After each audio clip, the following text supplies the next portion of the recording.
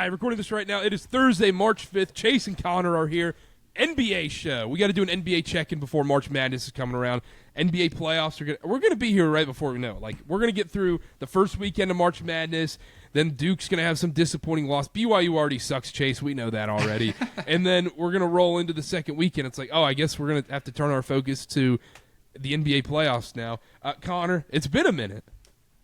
I'm excited to be back on here. It's like, I say this every time. It's just like riding a bike, and especially when you get on a podcast and talk about your favorite team. Chase, is this how you felt for the last few years? It is how I felt. I want the record starting off this podcast right now. I'm very happy for these two. I know I teased them about switching, but these are the rewards you get to reap sticking with the team. I've always supported it, and I'm very glad that they've done it, and this is awesome for them. I enjoy watching the Hornets. See, Chase has this rule, Connor. He said it on our BYU podcast, Church Ball, where he said you can have a one-time switch rule, a one-time switch of your team. This is why you stick with your team. How good did it feel last night watching the Hornets spank the freaking Boston Celtics in Boston? I mean, Jaylen Brown, man. I mean, guy looked hungover, and it wasn't just because he was hurt or anything. It's just he couldn't handle the buzzsaw. He couldn't handle the Hornets. The buzzsaw. It felt good. It was belt to ass last night. And that's really the whole reason we're on the podcast today. If they would have lost, I would have probably just faked sick. Oh, yeah. We would have been like, hey, Duke Carolina preview, and then let's go. Yeah, call it a night. But we got to I mean, it's very brave of me to be on here tonight with you two, to be completely honest. It is. You need some credit on that one. Yeah. Chase, Karter. Do you need like an emotional support group after that kind of spanking? Like, do you need like... No, I mean, because I'll be honest, it didn't look consensual to me.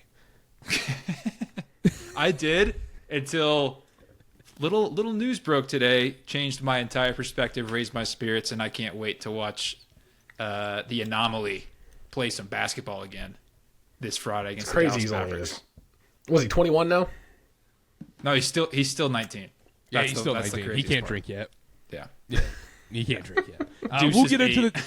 We'll get into the Tatum stuff. I do want to. We'll start with the Hornets. We've talked about the Hornets quite a bit and everything, but they're the number one story in the NBA right now, Connor. It's before we even dive in too deep to it, I'm sure you feel the same way. It's pretty strange seeing the national media actually recognize the Charlotte Hornets. And you turn on Scott Van Pelt last night, and him and Kendrick Perkins are talking about the Hornets, and Bill Simmons is posting deep dives and breakout clips of the Hornets, and everybody's kind of jumping on the exciting, quote unquote bandwagon. It's just strange seeing this much national attention on a team that we've really never seen this for, honestly. Never. Even when they went to the playoffs in 2016. Connor, in our lifetime, since we've been coherent people, we've never seen this team win a playoff series. We've seen them go to 6+ games in a playoff series once in our lifetime, really. Yep. So it's crazy. And, what the best part is, too? It's it's not just this team's good. It's not like the Jeff Teague Hawks teams where they were the 1 seed, or those Raptors teams they were good, or the Jazz teams with Rudy Gobert and Donovan Mitchell. They were good. They were winning a bunch of games.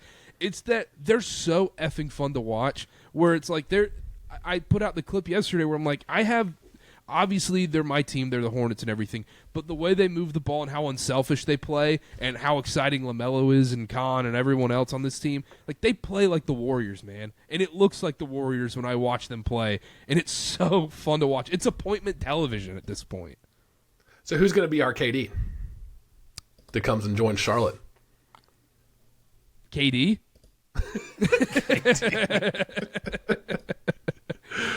I mean, Chase, even from we're obviously biased and everything, but am I crazy when I say that about the Hornets? Because I feel like when I tell people who are NBA casuals that aren't tuning into League Pass and all this stuff every night, and I tell them no, you need to watch the Charlotte Hornets. What is happening is revolutionary stuff. People look at me like I'm an idiot. Right, because they really aren't watching. And how many nationally broadcast games have the Hornets had? Is it just that one? 3. That they had? If you include 3? prime games. Okay, yeah, the prime games. But it's the League Pass team. They have been for how many years now? And so it's easy for them to fly under the radar. But if you just took any time or any second to watch this team, especially in the last 20, 25 games, you would see a Warriors-esque style of basketball. Obviously, the shooting speaks for itself, but the youth in this team, the way that they run up and down the floor, they're playing both a lot of the math game, right, where it's like get up as many shots as you possibly can in a game, and they're also shooting out of their freaking minds. I mean, the stuff they did in Boston was like how big is the hoop right now? This is like what winning basketball looks like. Like this isn't just like a team getting really, really hot. This is what we see the teams that go deep do again and again and again in the playoffs. This is modern NBA basketball, and the fact that they figure it out pretty organically, like there was no massive signing. You obviously hit on your draft picks in the past 5 years. Like at this point, it's looking really, really good, and it's becoming this like young nucleus of is this the future of the Eastern Conference? It's a huge, big, fat stretch right now. I know they're still the 9 seed, and so we're talking a lot before they even make the playoffs. But the way you're trending right now, like this isn't an accident. If you're the Charlotte Hornets, I feel like it's kind of been a broken record over the last few years where Karter and I have kind of been like scratching our neck in the mirror. Like, no, I promise. Like if they just got healthy, like if there weren't as many injuries, if people could just stay off the injury report, this team would actually make some noise. And it got to the point up at like even last year, I was like, will this ever come to fruition? Because I feel like this core kind of reached its breaking point last year of, okay, if it's not now, then when? And so now with Con Knipple, with Moussa Diabate emerging like that, they've found sustained success. This is not some flash in the pan. You know, you look at some of the numbers, the number that everybody talks about is this starting five is I think 20-2 now when they all 5 start. I think they're 17-4 in their last 21. They're number 1 in net rating, number 1 in 3-point percentage since January 1st in the entire NBA. This is sustained success. This is 2 months now of this. And I think, you know, we're going to dive into a lot of different angles of this, but that's what's encouraging for me is they have consistently kept this up over long stretches and haven't really fallen off, honestly. And even some of the losses against better teams have been very competitive. And also what kind of brings me comfort as a Hornets fan, too, is like at the beginning of the season when you watch when they were healthy for the first, 4 or 5 games until people got hurt, it looked like this. It still looked like this. Like, go back and watch the games in October. It still looked like this, and then everybody started getting hurt. Everyone's in and out of the lineup. Yep. LaMelo, Brandon Miller get hurt and everything. And now that they're healthy, we're finally seeing it. And it's just weird not being the laughing stock of the league anymore. And now you see teams like throwing up memes being like, I do not want to face the Charlotte Hornets come April. Well, that's the truth. And Chase, as a Boston fan, I'm sure you agree, but you're one of the top 3 or 4 teams in the East. Your first-round prize could potentially be the Charlotte Hornets, who are going to take just about any team in this conference to the brink, I would say. I mean, they may not get out of the first round, but they're going to make some noise. And it really, I think it helps, too. They actually have some depth now. I think the Kobe White trade was a great trade. He's a starting guard in this league, and to bring him off the bench is a huge advantage. Josh Green's playing well. Grant Williams, Kalkbrenner, Sion James. They've got a bench. They've got depth. And I think that's going to help them come playoff time as well. Because guys aren't playing 35 minutes a game. LaMelo's playing like 28 minutes a night right now. And you know what's also another part about this, too, which I don't mean to put a dampener on it or anything. I don't mean to, mess with it, but there are way too many teams tanking right now in the NBA. And we'll get into an ethical tank talk later on, but I see the stat where it's like the Hornets are the first team since whatever to win, 6 straight by 15+. And it's like, well, 4 or 5 of those teams are actively trying to lose games. Like, you watched the Pacers game a week ago or so. The Pacers went up 14-7, and then the Hornets called timeout, and I bet the Pacers owner came into that huddle and was like, yo, dude, you effing chill. Like, what are y'all doing? Toppin's playing 7 minutes a game. So, yeah. Like, you guys got to relax now. And then the Hornets proceeded to go on a 14-0 run in a matter of 90 seconds. So, that's we'll get into that part of it as well, but that's not it, though, with this Hornets team. Once again, like they beat the Spurs, they beat the Celtics, they beat the Thunder, and they've kind of waxed these teams. What's really interesting about the Hornets is, as we were preparing for this pod, I'm like diving deep into Hornets. I'm like, how is this team still the 9th seed in the East? East that we might be seeing now is a bit stronger than we thought, but is definitely more wide open. And you look into the statistics here, right? Hornets have the 10th best net rating in the entire league. How are you 1 game over 500? How are you the 9th seed in the East? And I think the answer, from what I can find, and you guys certainly watch more than me, but it just seems like anytime this team is playing at their full strength, right, those 5 guys are in, like, that's a win. And the net rating is getting boosted by a lot of blowouts where they're, like, straight up just killing some of these teams. But it seems like every loss, not every, but most of these losses can be just tacked up to, like, someone wasn't playing that night, or LaMelo, like, Charles Lee did his, like, weird LaMelo benching in the 4th quarter. or something with the lineup isn't right. But when the lineup is right, and you look at the minutes and all the statistics with like your 5 guys, I mean, it's the best in the entire NBA. But it's just like it's still. I'm trying to reconcile how this team's 32 and 31 at this point. Their 3 losses in February. They lost by 6 to Detroit, lost by 4 to Houston, and lost by 5 to the Cavs. Those are 3 of the best 8 teams in the NBA right there. So even the losses are competitive, and you're right, they're beating up on the teams they should. And 2 of those losses were suspended Miles Bridges and Diabate, who are critical, especially Diabate. Right. I agree. It's going to be fun to watch them. I really hope they get a chance. I would love for them to sneak into the 6th seed. They're, 2.5 games back from Philly right now, and Embiid's in and out. Paul George is suspended. There's a chance they sneak into that top 6, but I at least want them to host a play-in game. Excuse me. With the play-in, I mean, especially road play-in, like 9-10 road play-in, that gives Connor and I flashbacks. Well, for whatever reason, ever since that year against the Pacers, the inaugural one, when they got smoked by 50, I'll never forget it. Well, then the following year, Chase, this is Inside Hornets, and then I promise we'll move on. They put up a banner of the score in the practice facility to remember that, and then they went out and got blasted again the exact same way right after that. Play-in pioneers right there, Charlotte Hornets. Oh, my goodness. But anyhow, that's enough on the Hornets. Let's move on. Let's go to some Celtics news. Jayson Tatum, he's back. Friday, he's returning. Chase, look, a lot has been made of it.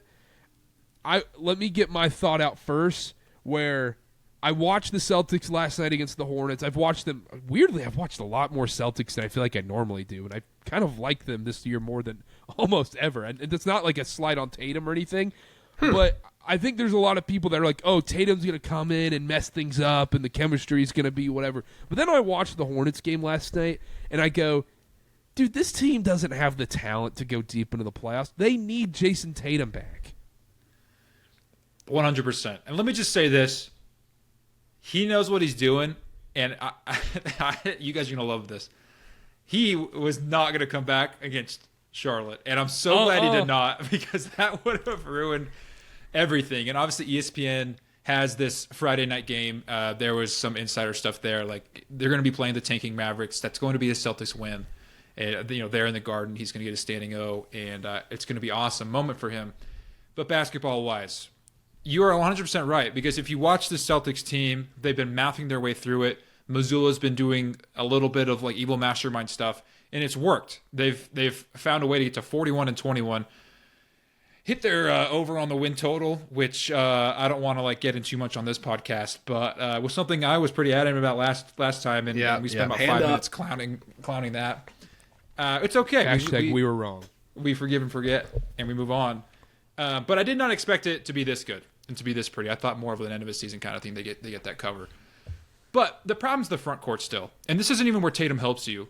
I love Neemias Queta, and I think Luka Garza shows some flashes. You invested in Vooch, traded away Simons. That was because you knew Tatum was coming back, and Simons would be pretty much obsolete at this point in this season with Tatum, submitting back in the lineup. But that front court's not going to win you games in May when the playoffs get physical, when rebounds become almost worth double, it feels like, and you need someone to step up in the paint, defend the rim. And I really love those guys, and it's been a fun Celtics season, but that isn't going to be it. And the thing with Tatum coming back is he's not going to help any of those problems, but he's going to stretch the floor. He's going to be a bigger scoring threat, and he's going to be able to really make an impact right away, because I think he has waited this long. Everyone's kind of talking about, okay, he came back early, but it's 10 months too early for an Achilles tear. He's wanted to make sure he was ready. And he obviously wants in on this team because he sees they're having success. I guarantee if Boston was 20 and 40, he wouldn't be wasting his time. But this is, look, Jayson Tatum, you just turned 28. You're the prime of your career. One year got robbed, but now you can kind of make up for it, where it's like, I can be a part of this team for this year, and I can basically have a whole playoff run where I haven't had to do anything. I've been rested. I've been able to rehab and then come back in full force. He's gearing up now to play in May. I am concerned about the chemistry, though. Coming from a place of someone who's watched these two guys play 9 seasons together, or maybe it's 8. They just play the same position. They always have. It's been awesome. It resulted in a title with a lot of amazing pieces next to them, right? With Holiday, Porzingis, Horford was still really good then. All these cats. This seems like a different era. And this has been Jaylen Brown's, swan song of a season. He's got an MVP chance, right? For the first time ever. He hasn't had to play second fiddle to anyone. He's been the leader. I think he's enjoyed it. I think there's been cryptic texts, and I think he's had a really good time. And personally, I would feel like I wouldn't really want my superstar teammate who everyone thinks is amazing, to come back and kind of spoil all of this, because I probably feel like I did all the work myself and maybe you're just coming in. I know that's not necessarily the case, but I would feel that way is all I'm saying. Let's get into that point a little bit more, because I think that's fascinating. Let's say Tatum comes in. Let's say he does mess up the chemistry a little bit. Let's say they go out early in a playoff series. It looks herky-jerky. And now Jaylen Brown, where he's like, man, I really liked running my own team. I loved being the star. I loved running my own show. Do you think that could lead to some turmoil in the offseason where it's like Jaylen Brown goes, hey, it's me or him? Yeah, I don't think that's far-fetched. Yeah, I mean, we've seen it. There's been problems. They won a championship 2 years ago, but I don't think that's insane. And if you're Boston, Jayson Tatum's your guy, but it's coming off an Achilles tear, and Jaylen Brown's putting up 30 points a game this year. What do you do? You're rocking a hard place right there. And if you're Jaylen Brown and you're his agent, you can go around to teams or even the Celtics front office and be like, it's on tape. We still have the second best net rating in the entire NBA, and we're playing with Baylor Shireman and rookie Hugo Gonzalez and Luka Garza, was starting legit games. And look what this guy did, a genuine MVP candidate. And you can go to a lot of places and say, I think this guy, could be the guy on a title team and be the best player. He did win Finals MVP. And I was going to say, he won Finals MVP. That's the number one thing I'd show if I'm his agent. You won Finals MVP over this guy. Yeah. That's a funny topic to talk about. But you know what? Here's the thing, though. When Tatum comes back, he's not going to be Jayson Tatum immediately. It's not going to be, once he gets on the court, it's not going to be 42 minutes a game, have the ball in your hands 80% of the time. It's going to look different, and I am curious to see how they adjust to that, and more specifically how Jayson Tatum adjusts to that. Because you can say what you want to, and you can have this plan, I'm only going to play 25 minutes, and I'll, defer and take more of a backseat role because I am coming back from a serious injury. But when you get on the court, I feel like he's going to want, as he progresses 10 games from now, he's going to want the ball at the end of these games. Yeah. And so I do wonder how especially this late game offense is going to look. But I think if you're the Celtics, I mean, you take 15 Baylor Shireman minutes and 10 Jordan Walsh minutes and give them to Jayson Tatum, you're infinitely better. So I don't think there's – yeah. Let me Jayson Tatum. Let me throw this scenario out to you guys. Let's say Celtics make the Eastern Conference Finals. All right? Tatum has an Eastern Conference Finals MVP. Won it in 22. Jaylen Brown has one. Whatever. It's a wash. It's a newer trophy. People don't talk about it a lot. Let's say they make the finals. Let's say they're gearing up to win a finals. If I'm Tatum, I'm making dang sure that I am not losing finals MVP another year. Stop. No, we can't. And there's the problem. We're talking about Jaylen Brown versus Jayson Tatum. They just want to win a championship. There can't be this sub head-to-head in the finals of I got to make sure I win finals MVP. You got to win the dang title first. I get that, but at the same time, that's how this crap operates with these NBA Which is ridiculous. It is. I mean, basketball is just the most egotistical sport in the world outside of tennis. Swimming. And, dude, swimmers, don't even get me started. But there's these narratives that he definitely sees. He's making his own documentary. He's telling the doctor, I don't want to be no role player. Which, look, you're not. You're awesome. But I can tell you right now with a full heart, I don't think the Celtics have the roster to win the finals. And if they do, that's when I think it implodes. Is Tatum going to look great in March and April? Yeah, because he gets this kind of sit back. He's going to shoot an absolute buttload of threes. He's going to defend the third option on the other team, and he's going to be just fine. But come playoff time, I think he wants to be the dude. I think he wants to prove, hey, I'm freaking Jayson Tatum, and this is still my squad. And what's going to be fascinating, too, is you look at their next stretch right here. Like, obviously, you have Dallas, tank team. They're going to win. Everything will be fine. But then they go at Cleveland, at San Antonio, at OKC. Maybe the 3 toughest game stretch for anybody in the NBA all season. That's going to be very, very telling how things operate and everything going into those 3 games. Yeah. Keep him away from OKC. Sit him. Don't let Lou Dort in the building with him. Yeah, Lou Dort's going to be sticking his leg out a little bit. There's no telling. Which Achilles was it? To be honest, I don't think it's like, I think this is kind of the perfect time to come back too. Like, obviously you have that tough game stretch, 3-game stretch right there, but also, dude, so many teams are tanking right now, and you get to go play against a team like Dallas tonight or Washington here in a little bit. Like, that's when you get your legs warm. Like, if he weren't going to be healthy until the playoffs, there's no way he comes back and starts immediately right in the playoffs. There's a lot of teams bunched together right here, but I mean, if you actually look at the rankings here, Boston does have the seventh easiest strengths of schedule left. They've got the game against Dallas, Washington. They've got the Pelicans, Grizzlies, Bucks all on the schedule. Those are like get right games for a Jayson Tatum. Those are here's 20 shots, play 25 minutes, just try to find a groove.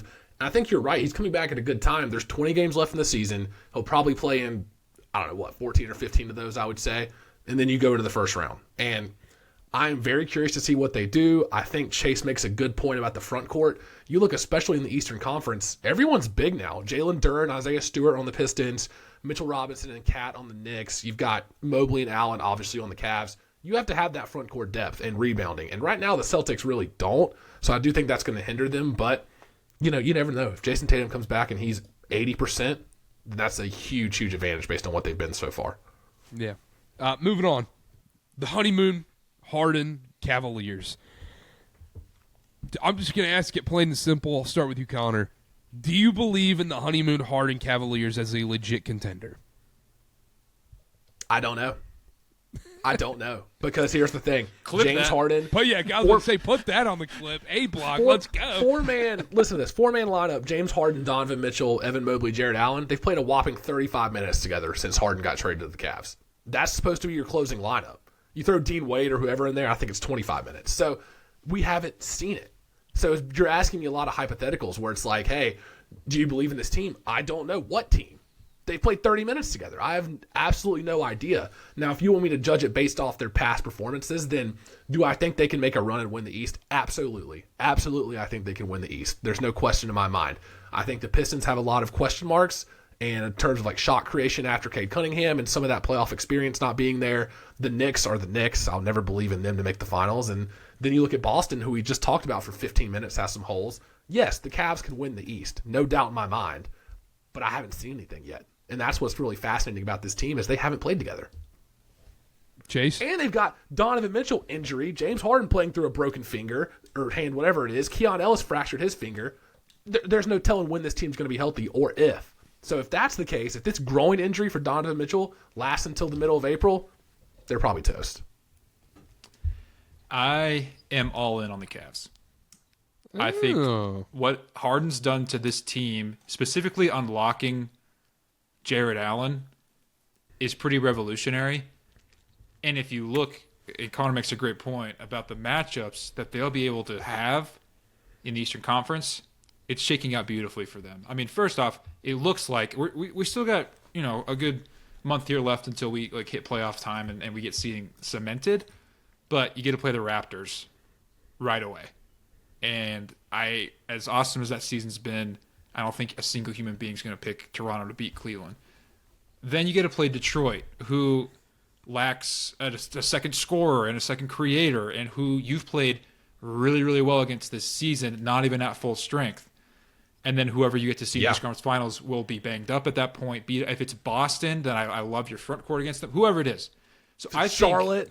I mean, in that case, I'd be scared for the Cavs. But I don't know. I'm going to check the odds, but I think the Cavs are the overwhelming favorite to make the finals in the entire NBA simply because of their path. I'm not saying they're the best team, but the West is going to be a gauntlet in the teams that they're going to see. I'd put good money the Cavs make the finals, and then once you get there, I think all bets are off, and they'll be coming in the healthiest, the freshest, and I just think they have the squad to do it. I mean, you look at that five again. Connor makes a good point. Only 35 minutes together, but that is a bona fide NBA champion starting five. bona fide. I mean, the talent is all there. And what makes it really good is the non-Mitchell minutes, even when they're not all together, Harden being able to take over. With Darius Garland, it was, okay, can this guy get hot, hit some threes? But that was more of like a prayer, and he wasn't facilitating like Harden can. Like the lobs to Allen and the way he's able to find his teammates, it's been a bit of a like eye-opener. Harden's been good all season, and obviously the Clippers thing's imploded, and they've decided to throw this season pretty much away. But to see him surrounded by these types of players and be a little bit reinvigorated is promising. But here's what gives me pause, is that I'm buying into James Harden. In the playoffs. And in the playoffs, no less. And Donovan Mitchell, who we've had some discussions about whether or not he's a playoff riser or playoff flopper. All I know is that if he's got a groin injury, count me out. If he's not 100%, then it's over. Exactly. And he's never made a conference finals, and he's had some good teams around him. He's had good records in the NBA. Good team. I mean, yeah, he's had some okay teams around. He's the one seed in the Gobert West. and Joe Ingles. Five years ago. Yeah, one seed's a one seed. Okay. But I think this is set up perfectly. I think it's Cleveland's year, and I am all in on the Cavs going to the finals this season. Karter, you said Honeymoon Harden. I think they're going to book a 3-week extended stay on their honeymoon because over the next 20 games they have the easiest strength of schedule. I think third easiest strength of schedule. They have 10 or 11 games left against the absolute bottom of the barrel NBA teams. There is 10 or 11 guaranteed wins in the next 21 games, and they're going to hit 50 wins, no doubt about it. So this honeymoon phase is going to extend at least until April. So I don't think we're going to see any sort of like implosion until maybe like a second round playoff series. They have a 5-game stretch coming up of Dallas, Milwaukee, Chicago, New Orleans. Oh, yeah, it's going to be real honeymoony during that time. I mean, they're in the freaking Maldives, pina colada in their hand, laid out on the beach. Yeah, they're extending that stay. I just look at the schedule, and I just see lots of Pacers, Wizards, Grizzlies, Pelicans, Bulls, all over my screen right now. I am with Chase where the path is there, and if you told me, hey, GUN to your head, what are you taking? I'm taking the Cavs to go to the finals. But gosh, dude, I think this is just going to set up for, like, not Josh Allen level, because, like, Josh Allen has so much of his career left and Harden doesn't. But, like, doesn't this just feel like this is it? Like, Harden, if you're ever going to the finals, if you're ever going to be that guy in the playoffs, if you're ever going to prove us wrong, this is it. This is the time. This is the year. Because if it doesn't happen this year, I feel like it's never, ever, ever happening, Connor.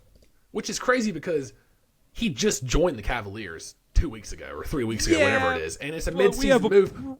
We have a pretty large sample size of James Harden in the playoffs, though. No, you're right. I think you're right, though, because you look at the East, I get it. The Pistons are really good, and the Celtics have been great this year, but this is the year for James Harden to make a finals, and he's in the Eastern Conference now once again, and this is the time to make a run. And if they don't do it, I think he's going to be largely at fault.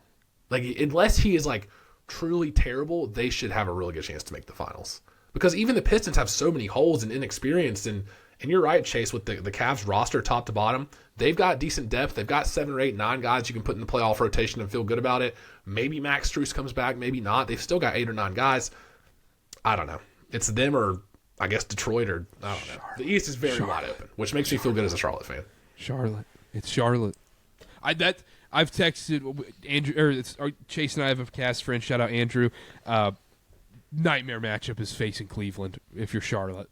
I want nothing to do with the Cavs. Evan Mobley would have 25, 12, and 6 every single game. Yep, absolutely. So let's move on. Let's talk about the first-time contenders. Connor, you brought up this topic in our text chain. Pistons, Spurs. First time really as their cores going into the playoffs, having a real chance of going to the title. Obviously, the Pistons were there last year and everything, had fun time there, but this is their first time being, talked about as a contender, going to the finals and actually winning this thing. I'll start with you, Connor. Do you actually believe in these two teams, the Pistons and the Spurs? Not this year, no. I think we're a year early. I think the Pistons have been – I'll start with the Pistons just because we've been on the Eastern Conference. I think they've been a great story this season. They have been, the hottest team in the NBA. Cade Cunningham rightfully is in MVP conversations.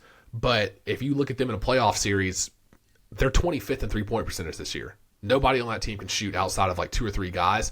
Asar Thompson's shooting like 27% from 3. I get it. He's a great defender. He can switch on everyone. He's really long, can offensive rebound. score around the rim. But in a playoff series, a guy like that can't be on the floor for 35 minutes a game. A guy like Ron Holland or somebody off the bench like that can't really shoot or hit threes from the corner at a respectable rate. How do you play somebody like that 30 minutes a game? And this has been brought up in national media as well. Who's your second scoring option? Who's your second shot creator? Jalen Duren is great. All-star. Tobias Harris. Well, exactly. All-star level guy, Jalen Duren, but he's, you got to throw him a lob or get it to him within 4 feet of the rim. He's not taking somebody off the dribble. And Tobias Harris, I guess, is your number 2 option. I don't know how that holds up in a playoff series when you're playing the same team potentially 7 times in 2 weeks. Somebody's going to figure out a way to slow Cade Cunningham down for at least 3 or 4 of those games, and then where do you turn to? That's my biggest issue with Detroit. And we just touched on Cleveland. If you slow down Donovan Mitchell, theoretically, James Harden should be able to take over, or an Evan Mobley off the dribble. They have that. Detroit really doesn't. So that's what concerns me with them. I'm with you with the Pistons. Chase? Yeah, I feel the same way about the Pistons, too. Tobias Harris cannot be your second option on ball. I know Duren's better, but on ball.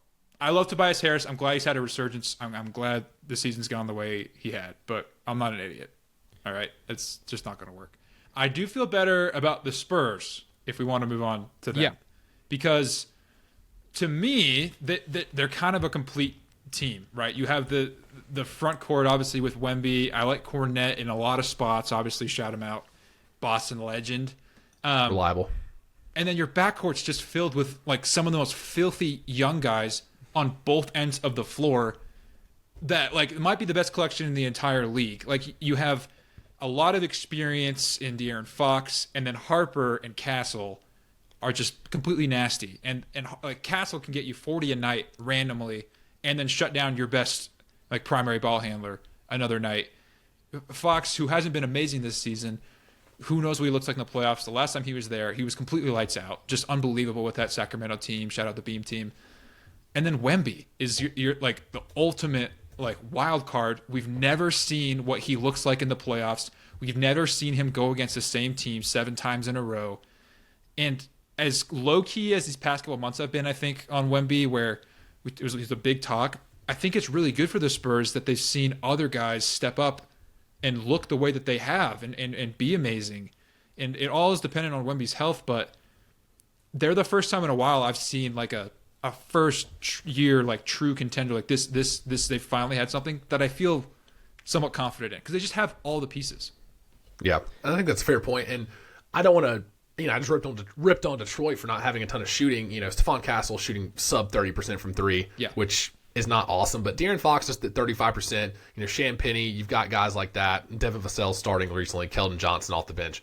They've got shooters there, and they've also got that second and third shot creator. You can give the ball to De'Aaron Fox. He can go get you a bucket. You can give the ball to Stephon Castle in certain spots. He can get to the rim. You can give the ball, hell, even to Dylan Harper this year, who's been pretty good off the bench, and he can maybe get you some buckets in a needed time. They've got a really good team around them, and I'd feel better about them than the Pistons this year, if you're talking about which one I feel more confident in. Now, the West is, I think, a lot harder than the East, at the top of the conference at least. There's not as many teams with as many holes as we see in the East, but yeah, I think Spurs have a legitimate shot to make a run. I still think we're probably a year away from them making a finals, though. I think I'm in that category as well. Chase? Yeah, I just want to throw this out because I loved this point from Connor. He texted us before we were going to talk about this. Doing some research, looking at history, off the top of your heads, could you guys say like the last time we had a like first year contender actually go and win the finals? It's not an easy question. Win the finals? Win it. Yeah. Where we were like, that's the first year that they really like, we even thought about them as contending. They went and won it. I mean, I'll tell you right now. Could you even say the Warriors team in 15? I feel like they made the second round the year before that? I think they lost in the first round the year before.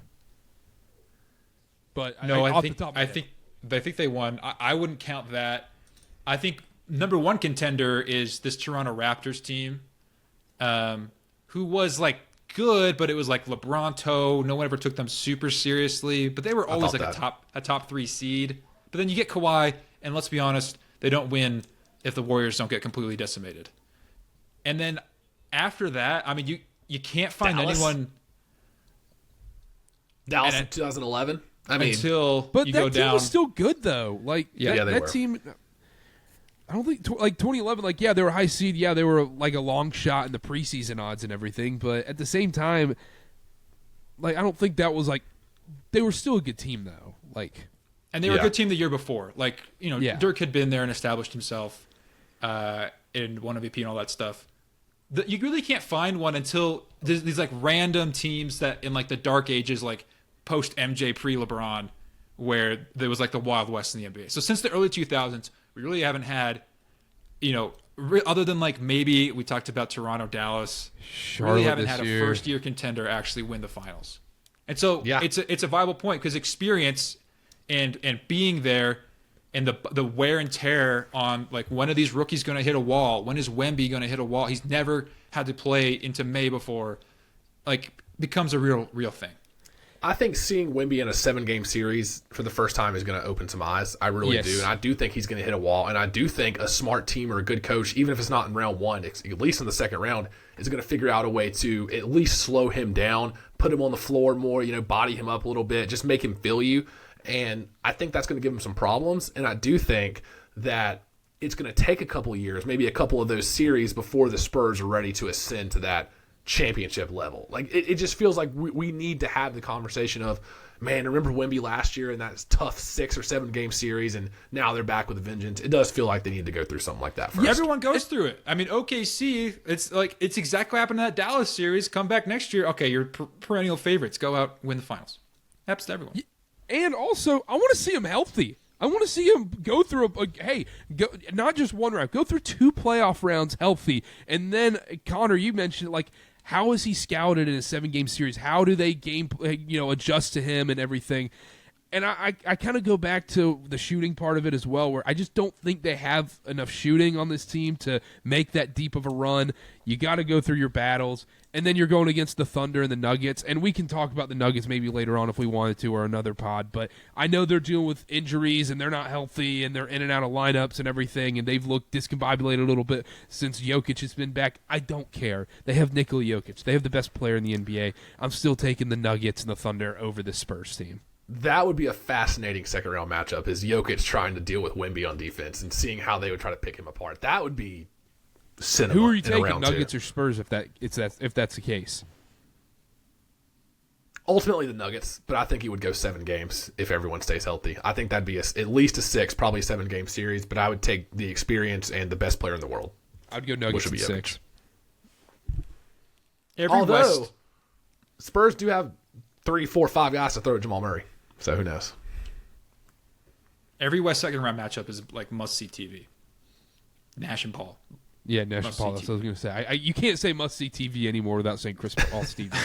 Do you want to bring up Connor, you texted this one as well. I mean, we should have probably talked about it with the Pistons, but I guess it's kind of a different topic anyways. But the 65-game rule, I'll let you handle this one. Yeah, I just wanted to have a quick conversation about that, because you look at some of the top stars in the league that are either already eliminated from MVP discussions, All-NBA talk, things like that because of the game rule, or people that have 3, 4, 5 games left before they are. Jokic, SGA's getting close, Wembanyama, like these guys that are probably top 5 players in the league are not going to have a chance to win the MVP. And so it seems like default, it's almost going to go to Cade Cunningham, who's deserving, but he wouldn't win it if this rule wasn't in place. So I just wanted to get your guys' thoughts on that. I'm kind of fine with it. You think 65 is a good number, though? I'm okay with the principle behind it. But what about like 60? Yeah, I mean, yeah, you can tinker with the number and whatever. That's fine.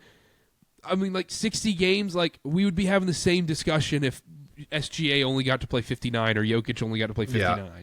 The problem is you like hurt your wrist or sprain your groin or something for 2 or 3 weeks, and you're already in jeopardy of missing it right there. And this is a long, grueling season. It's, 6 months? 8-month season? Yeah, it just sucks because I feel like it ends up going back to the same point of you just need to shorten the season. The perfect NBA schedule. Exactly. They're never going to do it, and that's why I don't care to waste that much time on it, where it would just be perfect if they got rid of divisions, got rid of the conferences, everybody played each other home and away. That's the regular season. Let's go to the playoffs 1 through 16. Yeah, right. We're not getting rid of the storied Southeast Division history. Give me a break. Oh, I saw a clip. Someone sent this to me from like Hornets Reddit or whatever. Zach Lowe was like, "Oh, anybody who wins the Southeast Division shouldn't hang a banner." Oh, suck it. I don't want to hear it. We've been through hell. Zach Lowe, get the F out of here. We're hanging a banner. I voted we should hang a Summer League banner. I'm all in favor of that. Hang as many banners as you want. I don't get that out of here. So stupid.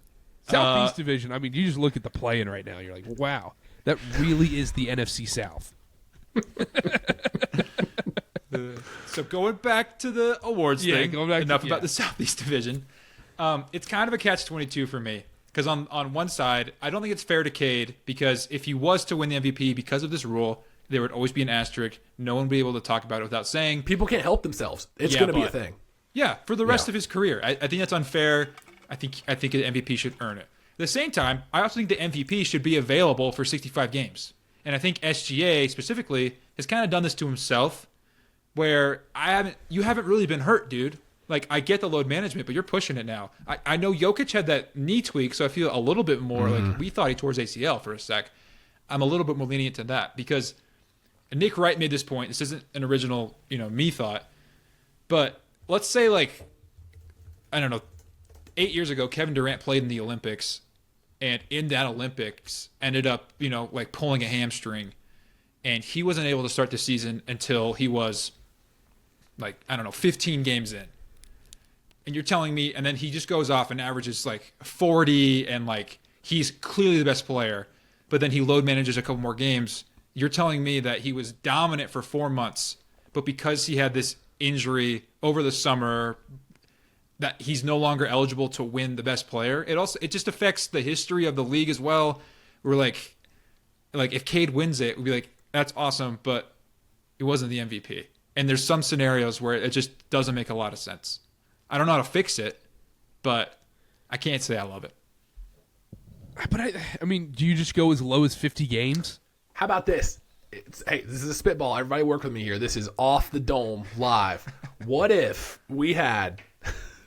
Okay, listen, the number of games played plus the number of games that your team was over 500, and that has to equal 82. So if you're 50 and 32, you're 22 games above 500, you're allowed to miss XYZ games. You can play 60 games plus 22 that gets you to 82. There you go. There's a solution. I actually don't hate that. The dome. Yeah, no, that's actually pretty good. You're 25 games over 500, you can miss 25 games at 82. Well, then I think that completes that segment because I think there you go. Clip that. Gosh, send that into the league office. That's Adam Silver, idea. I'm doing your job for you here at 7:30 on a Thursday. We could have a whole podcast on Adam Silver, I think. Duke guy. The Brotherhood. Semesterhood. Chase, you're a Celtics fan. Semesterhood? I just heard that. That's mean. 2 semesters. Mean. Semester and a half hood. Yeah. Yeah. North Carolina Central class. Like, that's the funny part is, like, are they just North Carolina Central alums at Duke?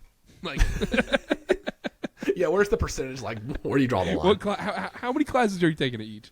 Anyhow, Chase, you're a Celtics fan. Yep. This Lakers thing Yeah. is one of the weirdest things I've ever seen watching the NBA. The fact that this team is 37-24, and every single time I turn on my TV and I watch this Lakers team, I go, how in the hell are they 37-24? Yeah, I've mentioned this to you, Karter. Their net rating is 0. 0. A team Sounds right. that is, let me do the math here. What, like 13 games over 500? Yeah. Unbelievable.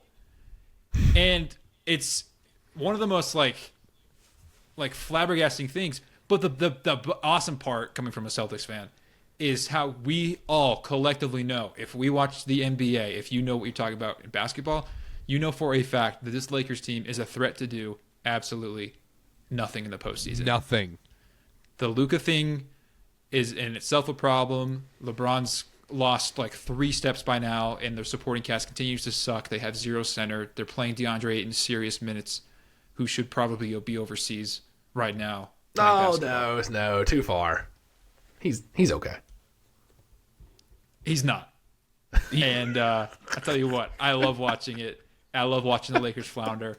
I love that they have this record. It's almost more fun for me to see them try to talk themselves into having a decent record, and then they're going to go into the playoffs and not even put up a fight. This Lakers team's completely broken.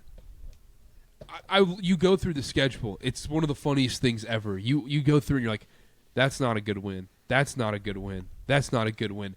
They have the losses two. Are bad. The losses are awful. You look at the wins. Like their two best wins came in October 24th and November 5th. One against San Antonio and one against Minnesota. Since then, you go through it. Since then, their best win is probably Toronto. Nuggets without Jokic. It's pretty grim, and you want to, as somebody that we all watch a lot of basketball, you want to be like, any team with Luka Doncic is going to have a chance, or any team with LeBron in his last few years is going to have a chance. Well, that's what I was leading to is this team just doesn't have it. This collection of guys, this group, for whatever reason, just doesn't have it. They've been trying to make amends around the edges, and let's trade for Luke Kennard, which is a good move, and to get rid of Gabe Vincent and sign DeAndre Ayton for next to nothing, which I don't hate that they did. They had to take a swing on that. It's just not working. For whatever reason, this core is not working. It's because you have traffic cones on defense. You have three guys who are standing there and pointing on defense. You have revolving doors. Chase and I have to watch BYU basketball every other night. It's the same thing. I'm having flashbacks. I'm like, oh my gosh, neither of these teams defend. The perimeter defense is awful. And especially going into a 7-game series, if you have a huge liability on the defensive end, it gets exposed 10 times more in a 7-game playoff series. Let's go through this, because of the top 10 teams in the West right now, we know who the play-in is going to be. Memphis is way too far back. Yep. Who would genuinely, let's just put seeding aside, who would you pick the Lakers over in a first-round series? Thunder? Absolutely not. Spurs? No. Rockets? But probably not. Rockets could get weird because, dude, their like late fourth quarter stuff is pretty awful to watch. When 40-year-old Kevin Durant's your only that's sad, yeah.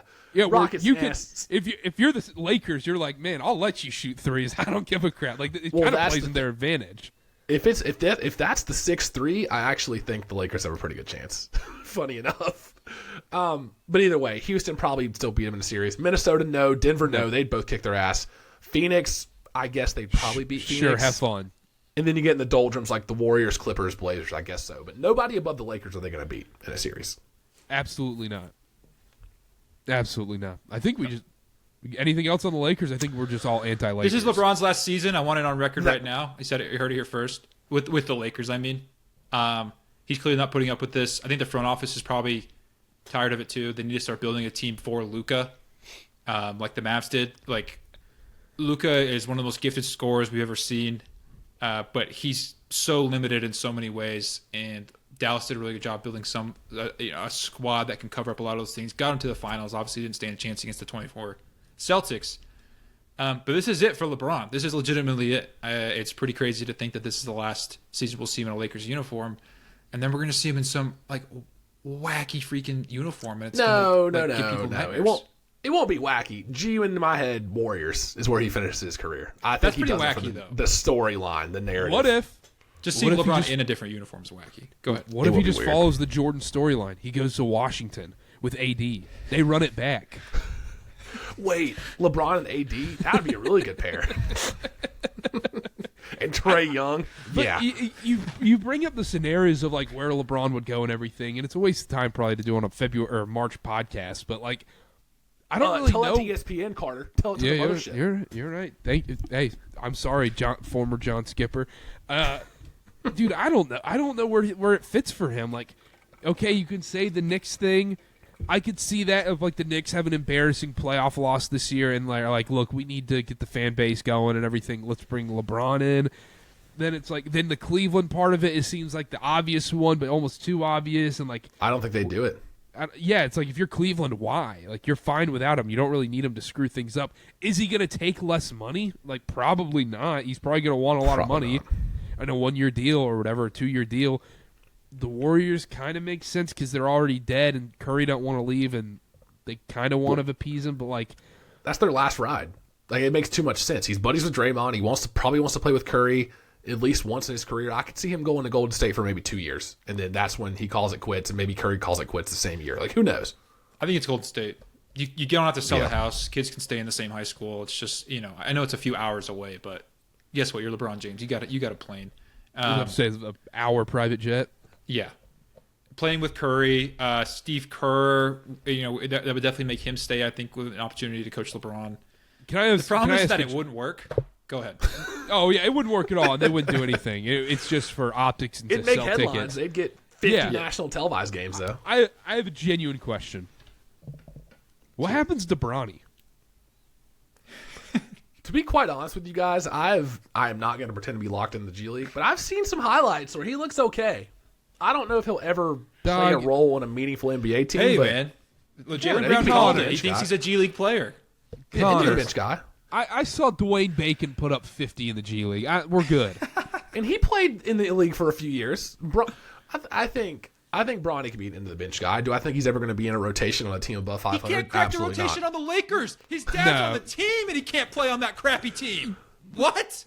I think it's funny because if they did work out some trade where LeBron does go to, Golden State or whatever, like He would Bronny has to come with, right? He would take him. Yes, he would be on the Santa Cruz Warriors. Yeah, I was going to say Santa Cruz, get your season tickets ready for the Bronny James show. All right, let's move on. Rookie of the Year stuff. It's Flagg versus Knipple at this point. Everything else, Edge comes way beyond, especially if you look at the odds and everything. He's out of it. It's Flagg versus Knipple, and look, I think the Mavs have just fully committed to the tankathon, and they're saying, no, we're good. We're not gonna let Cooper Flagg come back, and it feels like it's just cons to win at this point. I'm going to take this opportunity to once again talk about the Charlotte Hornets and say that records got to matter at least a little bit in this. If you look, I actually watch these games and look at what Con Knipple's doing, the fact that he has been one of the largest reasons for this turnaround, and he's been the connector on a team that is 21-4 in the last 25. He's been the connector, and I think that does. He's been the connector, exactly. And I think that has to matter where he is contributing so much to winning basketball where, Cooper Flagg's individual counting stats are great, but he's on a team that sucks. Con Knipple's putting up 20 points on a playoff team. And I think that has to matter. And he's got the ball in his hands so much, coming off the ball screens, setting other guys up. I think it's Con Knipple's award to lose, and he should win it. I think he should win it too, but obviously we're biased and everything. But you know, Chase. I mean, you guys, you're not going to find a bigger Cooper Flagg guy than me. But with that he's awesome, but he's not playing right now, and it's maybe not exactly, even his fault. He's not playing. It's also a mix of the individual stats are good, like you're saying, but he's of course he's going to do that. He has the ball in his hands every single possession where he's going to be able to put up those numbers. Con Knipple's the third option on this team, and he's putting up these kind of numbers. He's leading the league in threes as a rookie. And yes, he is working with a lot better players and a lot better organization at this moment, and a better team and everything. I get that, but it's because of him. What are we smoking here? I love Cooper Flagg and everything, but I don't care about the individual stats. At some point, let the eyes do the talking, man. I agree, and I wouldn't bring up the point about team record or winning or anything if Con Kniple was playing 20 minutes a game off the bench or something. But because he is playing 30-plus minutes a night, and it's one of the key reasons for that, I think it has to matter. For the record, Coop's playing right now. Playing Orlando. He just was cleared. He came back tonight, Carter. I believe he has to play lasts. every single game to be eligible for the award. It doesn't apply to rookie of the year. It doesn't apply to rookies. Never mind. Adam Silver over here. No, the 65 gamer is not in it for rookie of the year. So, he could still win it. Okay, then in that case, I'm sorry, guys, but Cooper Flagg, I think, deserves it because he's just by far the best rookie. I love what Con's doing. It's the best rookie shooting season of all time. But the stuff that we've seen Cooper Flagg do, and it's been a consistent basis. I know his team has sucked, but this is the future of the NBA. And he's showing it right now at 19 years old. And he's just the best. He's one of the best players in the entire league, and he's the rookie. So, yes, he deserves to be Rookie of the Year. I understand what you're saying about Con actually contributing to a winning team, being a reason for that turning around. But if you're just going off, this guy's the best rookie, then it's got to be Cooper Flagg. How should Rookie of the Year be based on it? Should it be the best rookie? What should it be?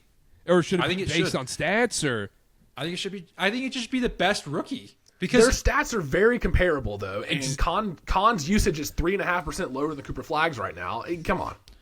Okay, stats. Then let's talk about eye test. I love Con. I hate that you're making me have to make this argument. I don't want to do this to 2K, but you can't watch the two and just say Con's better than Cooper Flagg. That's not what we're saying, but he deserves Rookie of the Year this year. He's been the best rookie. Yeah, but that's like going back to last year. Clearly Jokic is better than SGA. Right. The MVP and Rookie of the Year are very different awards because you don't expect rookies to be winning. In fact, rookies on winning teams never win this award because other players around them are so dang good. That's why they're winning in the first place. It always comes from someone on a crappy team, and it just goes to the best rookie. 6.3 win shares for Con, 3.1 for Cooper Flagg. Cooper Flagg PER 17.4, Con 17.8. Just saying. Con Knippel 216 threes already this year. Guys, don't make me have to argue because I love both of them so much. A better representation of this season would be Con Knippel winning the award. Let's say that. Absolutely. Let's stay on the Con Knippel talk. We did this about a month ago, and I want to see if your guys' opinion has changed since. If you said right now, would you rather have the number 3 overall pick in the 2026 draft or Con Knippel, what are you choosing? And this is knowing what Con Knippel is right now. This is knowing what Con Knippel is to this date, March 5th, 2026. Give me Con Knippel. Without a doubt, give me Con Knippel. We've seen it, 60 games. I'm not changing my answer because it's going to be what? Number 3 pick, it's Boozer or maybe Caleb Wilson. Give me Con.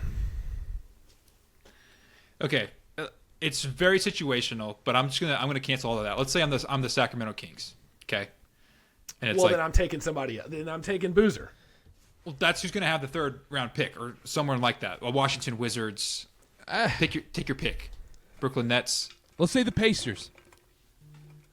That's totally different because the Pacers are immediately in 100 days. In 100 days, the Pacers will be the favorites to win the East, but maybe behind Boston. I think it's a fascinating question. If you're the Pacers, would you rather have Con Knippel or Cam Boozer? If you're the Pacers, Con Knippel. Yeah. It makes more sense. Winning style of basketball, plugs in, plug and play. A guy like Cam Boozer or even Caleb Wilson, they're going to be a number 1, 2 option on a bad team. Period. That's the worst part about this question. It is situational, what your team is and everything, because, but even then, dude, I'm still taking Con. Can I take some crazy pills for a second? You take him over Peterson? Yeah. It's a little crazy, but I'm done. Now's the time for the take. Can I be done? I want nothing to do with anything in the Darren Peterson business. What more do I have to watch? And guys, I understand the talent. I see it. I get everything. But then I actually watch these games that aren't just the marquee games. I'm sitting here watching Arizona State the other night, watching him go, 3 for 18. He's kind of a chucker. He kind of takes bad shots. He doesn't make other people around him better on the floor. His decision making is good for the most part. He's so reliant on the jump shot where I think it gets himself into actually a lot of trouble. I get there's injury stuff there, but when you're factoring in everything where there might be sketchy injury stuff, the mental side and his camp and everything might be a disaster on top of all that. And I don't know if he actually totally contributes to winning basketball. Individually as a player, yes, he's more talented. But I think there's a much like a real path for him to be more OJ Mayo than Kobe Bryant, like everyone's pointing him out to be. I think that's a very fair point. And if you're giving me the luxury of already knowing, like today on March 5th, that, hey, Con Knippel's played 62 NBA games, and he's leading the league in threes, and he's averaging 19.5 a game on a winning team, I don't think that's a crazy take. Now, if you'd have asked me that before Con's draft last year, absolutely not. But knowing what he is now, what team wouldn't want that? It's a guaranteed guy you can plug and play in any spot and contribute to winning basketball. Hands down, we've seen it at the NBA level. He could go into any system. It's Klay Thompson with playmaking. Can't believe I'm saying this about a Duke guy. Love Con. Gosh. More teams take Con Knippel than Cam Boozer. So, to your point, then Con wins. Because just the majority of the league would be taking this type of production at this age and on this contract over the prospect of some of these other guys who are awesome. But you guys are right. But I want to hear your point, Chase. Would you go Con Knippel or Darren Peterson?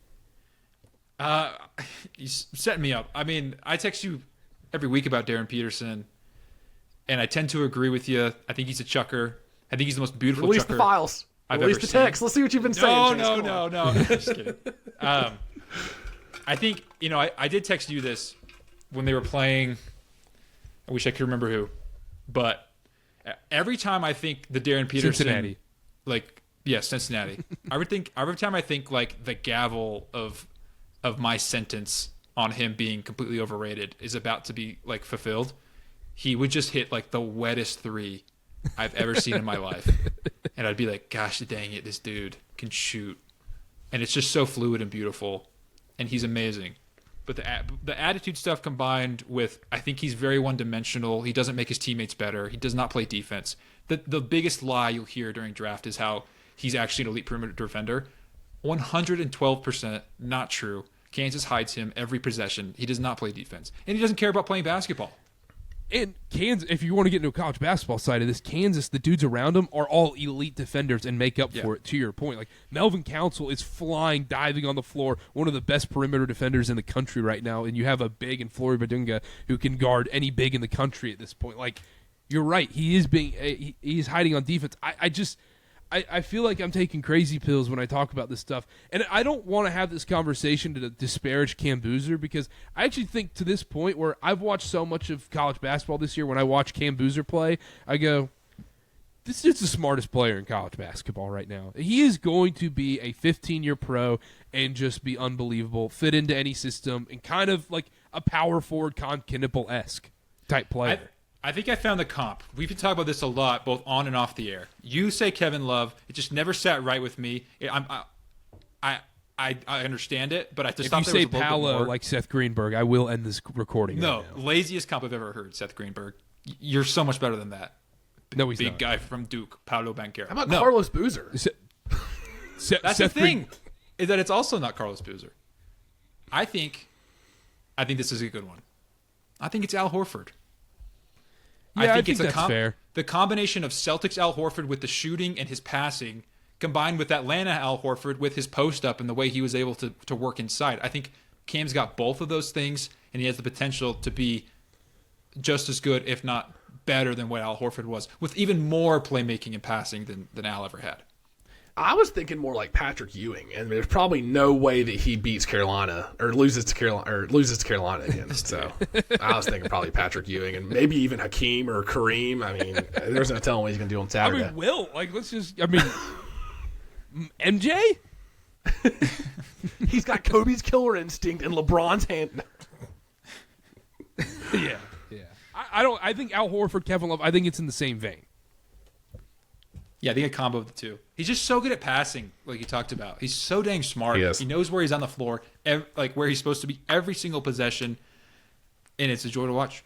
I've become a surrogate Duke fan. Really good at making into the game layups over Henry Vasar.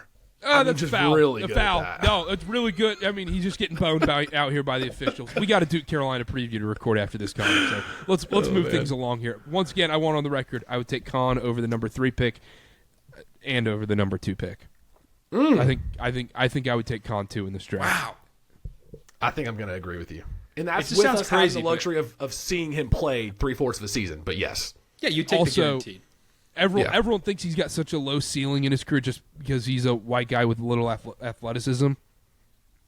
He can play 20 years doing this. He's not doing anything crazy. Yeah. No. And he's so good. Anyhow, let's move on. Let's talk about this will be the last thing we get to. I don't care to talk about the Giannis and the Bucks we had on the rundown. Who deserves the top NBA draft pick? Chase, I'll start with you. Who should get it? Okay, so the funniest term to me is ethical tanking. There is no such thing. You either try to lose games or you do not. And this year, there's been an unprecedented amount of people or organizations trying to lose games. No, stop that. Nurkic had to get a nose job. Nurkic is getting a BBL in Salt Lake right now. They took a hammer to Lauri Markkanen's wrist or whatever the heck it is. Like, if you want to talk about unethical tanking, I don't care how much Ryan Smith complains on Twitter. Utah is taking away the award, and it's Danny Ainge. Like, he's done this for years. Keontae George is going to get hurt in a pillow fight. They've already cut him out recently a lot. You've got if Bryce Sensabaugh comes off the bench and drops 30, and they don't play him at the end of a game because he's too damn good. Let's put Oscar Tshiebwe in. I have my ethical tanking team. Ethical tanking, okay. The New Orleans Pelicans. I agree with you. They're playing all their guys. They're just horrible. Just pure, straight up garbage. And they don't have their pick. That is ethical. They have no incentive to lose. They're so ethical that they gave it away. They're starting 38-year-old DeAndre Jordan in 2026. Hey, we don't need a Vegas team. We don't need a team in Nashville. We're good. Just move the Pelicans to Seattle. We're fine with the amount of teams we have in the NBA.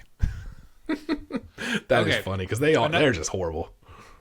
My number one team that I think actually deserves this, from my observation, has actually tried every night to an extent, who is fun, who is due for a first overall pick and a superstar, is the Brooklyn Nets. That was mine, Chase. That was mine. Let's go. I think. Look, I know it's not all been ethical. They're trying to suck, and they've post KD's been awful. You know, they traded away Cam Johnson, Michael Bridges, all this stuff, but they did it for this reason. They were looking towards the future. They were gathering picks. This one evidently is their own.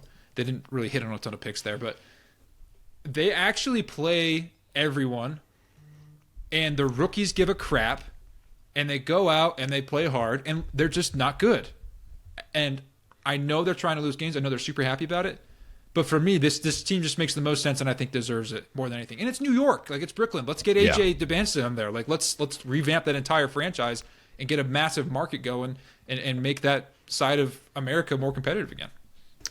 I think the reason why we both agree on the Nets here, Chase, is that these other teams like the Jazz or the Wizards or whoever, they have like marquee name players that they're purposely benching or faking injuries for. The Nets just did all their taking in the offseason. They said, let's build our roster and trade everyone away and get the crappiest roster we can. That way nobody can accuse us of tanking because we're just going to do it in the offseason. They're not benching guys. Michael Porter Jr. is playing 35 minutes a night. Like, he's out there.